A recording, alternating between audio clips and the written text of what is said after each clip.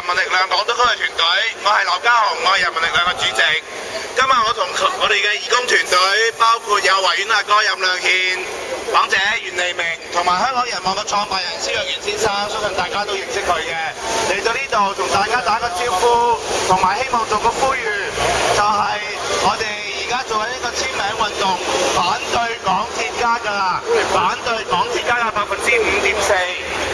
大家咧就唔好以為咧香港地下鐵路咧係一個私營機構咧可以隨便去加價，然後帶來競爭。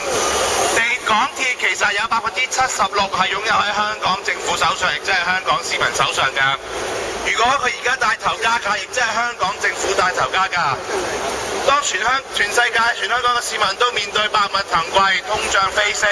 如果香港地下鐵路帶頭加價，亦即係話香港政府帶頭向香港市民開刀，係絕對講唔過去嘅。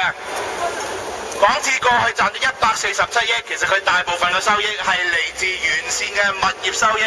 而呢啲沿線嘅物業收益其實大部分都係嚟自香港政府用非常之平嘅地價俾向港鐵，然後起樓所賺翻嚟㗎。既然香港市民、香港政府已經俾咗咁多優惠俾港鐵，而佢亦都賺咗咁多錢，點能夠佢做帶頭加價，將我哋俾咗佢嘅優惠一筆勾銷，然後繼續將佢呢個車費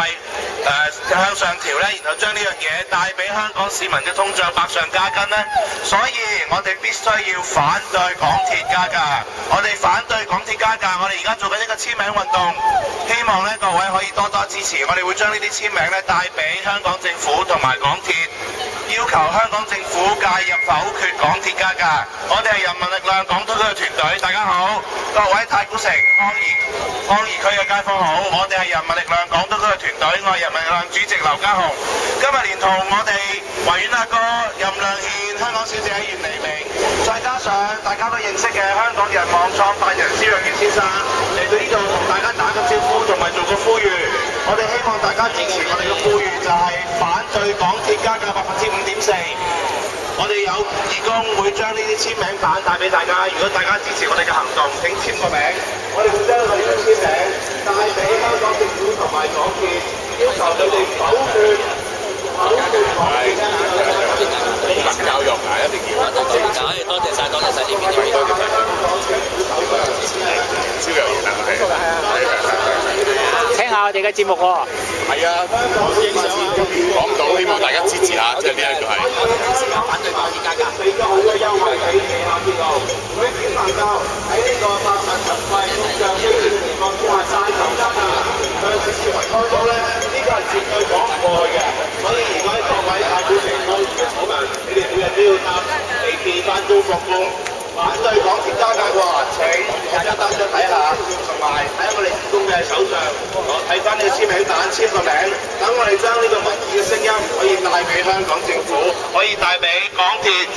要求否決港鐵呢個加價申請嘅。各位太古城同埋康怡嘅街坊好，我哋係人民力量，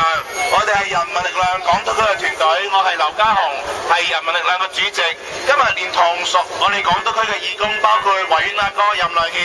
香港小姐袁利明喺前邊，同埋大家都認識嘅香港人網嘅創辦人蕭若元先生嚟到呢度同大家做個呼籲，就係希望大家支持我哋呢個咁樣嘅訴求，反對港鐵加價，反對港鐵加價。但係除咗簽名之外，攞張單張睇下我哋嘅訴求之外，喺我哋左手邊其實有呢個香港政府做呢個選民登記運動嘅。如果各位市民未登記做選民，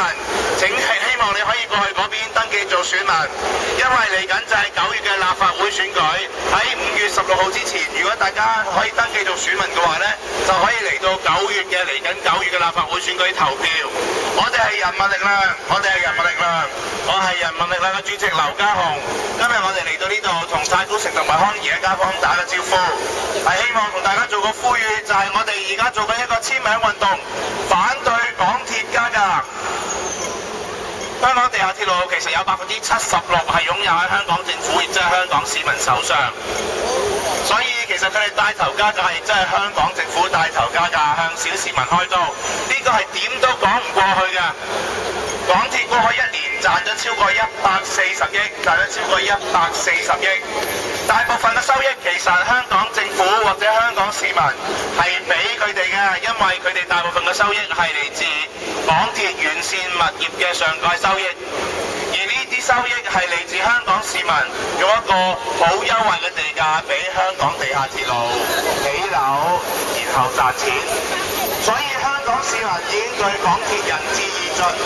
亦都對佢嘅盈利貢獻良多。所以喺咁高嘅盈利之下，我哋更加絕對唔容許港鐵帶頭加價。因為港鐵如果帶頭加價嘅話，亦即係對香港小市民，特別係各位喺太古城康怡每日要搭車返工放工嘅小市民，面對通脹飛升、雜物騰貴，港鐵帶頭加價就會令到大家生活更加難過。所以請大家多多支持我哋活動，我哋係人民力量廣東區嘅團隊。我哋今日成隊義工呢，就希望同大家做個呼籲，派緊傳單。如果大家有時間嘅話，攞張傳單睇下。我哋係反對港鐵加價，我哋係人民力量廣東區嘅團隊。係啦，係我啊！你好，你好，你好，認住我個樣。認住啊！認住佢啊！認住呢個名。